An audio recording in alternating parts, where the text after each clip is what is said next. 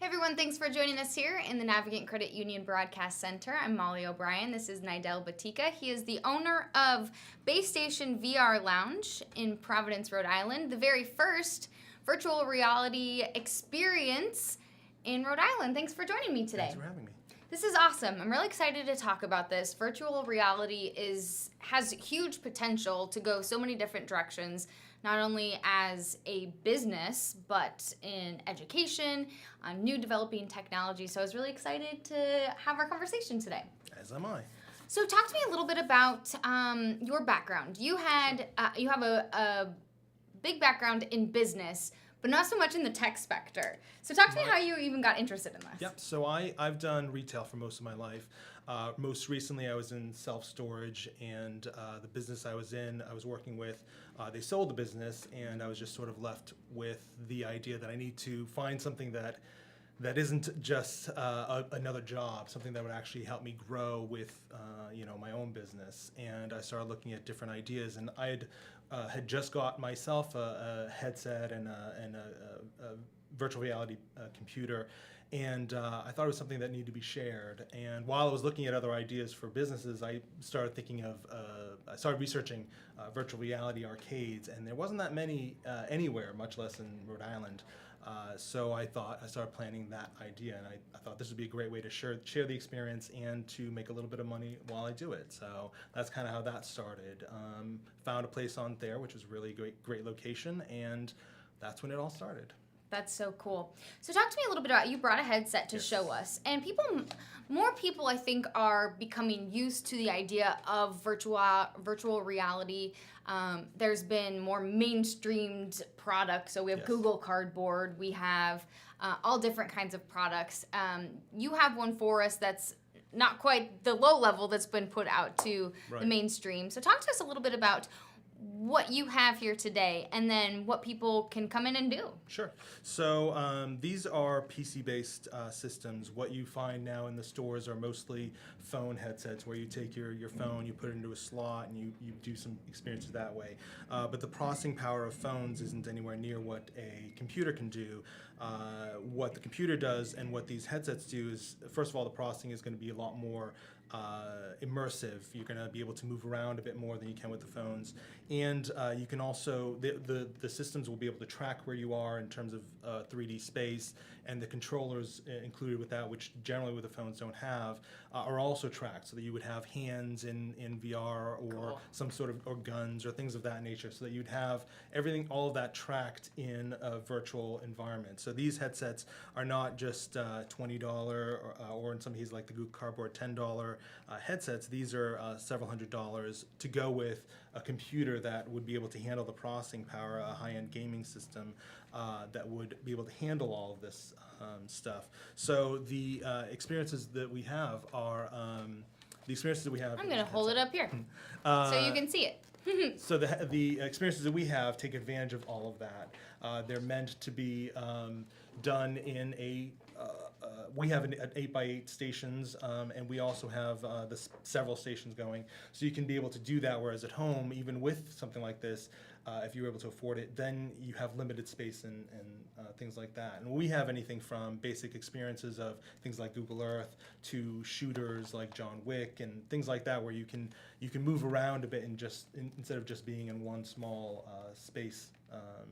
That the small, cheaper headsets can do. So yeah, I mean, I think that's so cool to be able to provide that opportunity, because you really are immersed in a totally different reality. Whether you are, going on like Google Earth, whether you're walking along the Great Wall of China, or whether you're playing a game. Right. Do you provide the opportunity to where you're interacting? So, say you and I are going together, can we go on an experience together, and can we talk to each other? Do you have that kind of experience? Yes. So initially, if you have several people renting out several stations, you will be able to talk to each other, but you wouldn't necessarily be experiencing the same things. Okay. You would be experiencing your own virtual world. Okay.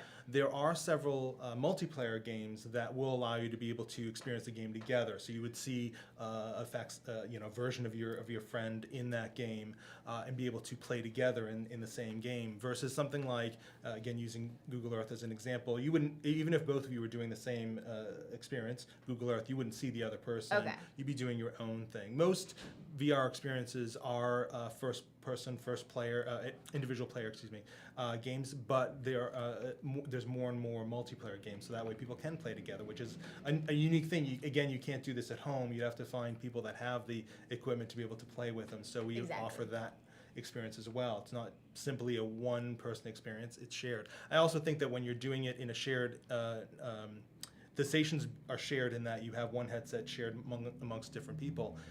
It's still a social thing where you can see what the other person is playing. So you can actually, it's not necessarily all that they can see, but it's just their front-facing part. But you can watch what they're playing, and you can interact with them a little bit that way. So that helps that social part of it and makes it more, don't turn there. Yeah, exactly. Especially with the horror experiences like that, it makes it really a more interesting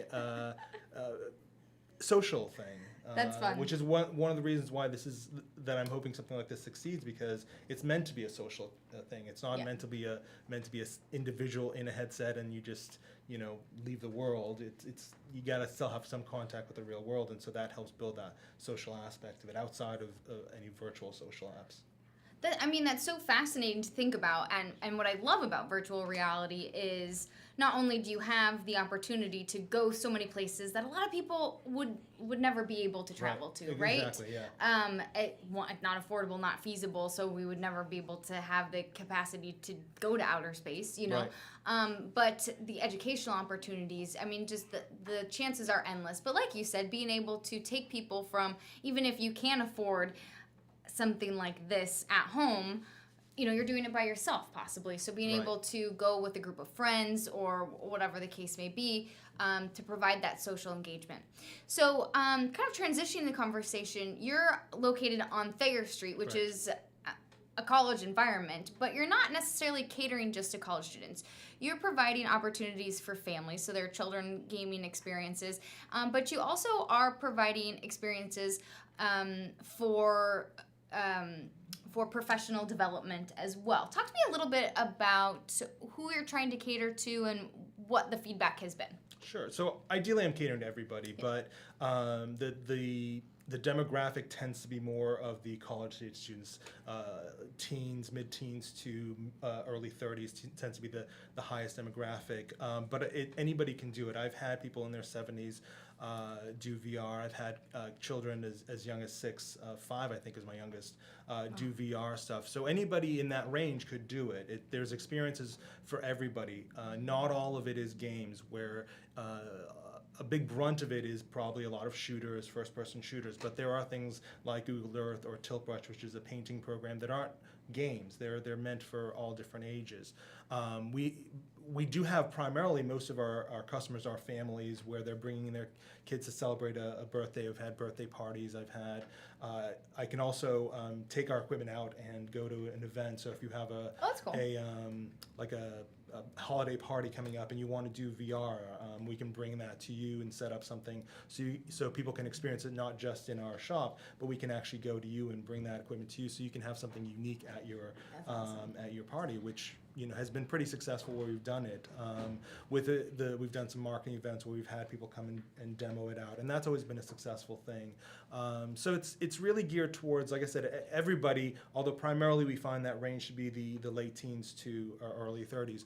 But older people, especially if you've done gaming for a lot of your life, that's you true. could be a gamer at Atari came out years ago, so people that are older are into gaming, and they just are more advanced than the Ataris back in the day, and so even older people are still interested in it, and so it's geared for everybody, and I try to have experiences for everybody, but it's nice to see the wide range of people that we have, which is interesting. But certain things will apply to certain people. So, going to the office, I might have a certain set of experiences that work really well, or not going to the office, but going to like a party might be different, or going to bringing a kid's birthday party might have a different set of experiences. And I'm trying to make sure that there's a good coverage of all of that different things. So. What do you see the business potential for this? Like we said, you were the first one to open up this kind of experience, a virtual reality experience in Rhode Island. We definitely need more businesses here. We need small businesses. We need big businesses. We need jobs. So we need entrepreneurs like yourself opening up companies. We need to create jobs here. We want more people to be thinking and innovating like yourself. What do you think the potential is for this type of business is tough. I think for a business, realistically, something like what I'm doing is the limitation to a certain extent of what a business would be providing this kind of service, either remotely or in a shop. The applications of VR are much more wider. Like, there are things where, as you're saying, that you can go to places you wouldn't be able to go or do things you couldn't be able to do. And there are medical applications, training doctors on not a real patient. So if there's a mistake made, there's nothing to worry about, but they can train on whatever a body in VR, or going to space for astronauts. I've actually had U.S. Sailing come in and try the headsets in a particular sailing game to have it as a way to train people to sail when the weather isn't good. So this is something that just started, and there's so many applications outside of just being an arcade that can be used.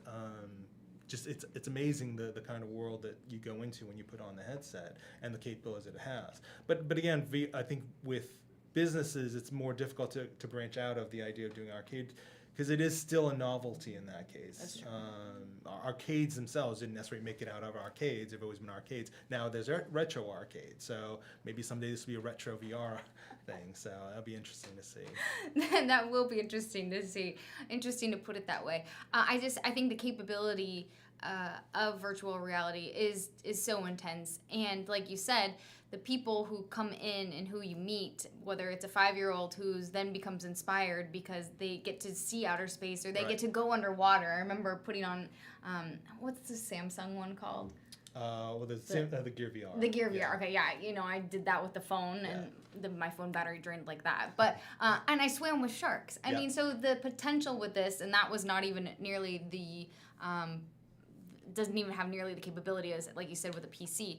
But just being able to go somewhere where you wouldn't be able to do for a child to be put in those experiences, I think is pretty incredible. So pretty neat that you're offering that opportunity. You mentioned that a lot of people that are walking through your door are, kind of like college aged and a little bit older. Who would you like to see? Who would you like to see experience virtual reality? Well, everybody. Again, it all comes down to that. I think that I try to have I give free demos to people that have never experienced it before, or if they've experienced the phone, for example, they think they've experienced virtual reality, but they really have not the capability that's out there now. So I always encourage people to try the demo. I want people that are sort of afraid to do it, or just think it's a novelty to a certain extent. Those are the people I want to try it, because those will probably be my best audience, my best customer, because those people are the ones that will always turn around. There are numerous times where I have 2 people come in, or a group come in. One of them wants to do it, the rest are all whatever, and they see it, again, they'll see it on the screen, what they're doing, and I encourage the people that don't seem to want to do it to try it, because they think they've seen it. They think they've seen, you think you put on the headset and then you have a screen in front of you that's just giant, when really it's a whole world you're wrapped in. So cool. And so I encourage those people, and those people seem to be the most interested in it after the fact, because they now understand what the hype is all about, or what their friend was just going through saying, oh, this is really great. So it's people that just it's people that don't know about VR that I want in VR. I want people that just will be my fans, that will tell people about it. And I have a lot of those people that come in, put on the headset, and they just want to tell everybody. I often hear when they go downstairs, I'm right next to the Carter Bar, so I hear them talking to the people coming out of Carter Bar, being excited about it, and people asking. So those are the kind of people I want to come into VR and try it out that haven't done it. Those are the best people that have tried it. Awesome. Well, thanks so much for joining me today. This has been such a fun discussion. If you want to try virtual reality, hey, why not? Have an experience, give it a shot. You can go check out Base Station VR on Thayer Street over in Providence. You guys are changing your hours here pretty soon, right? After Thanksgiving? Yeah, after Thanksgiving we're going to have some new hours coming up, so that's going to be exciting. But still open, still visible, so go check them out. So, Nidal, thank you so much for joining me here on Go Local Live. I appreciate it. Everyone hang tight as we get set up here for our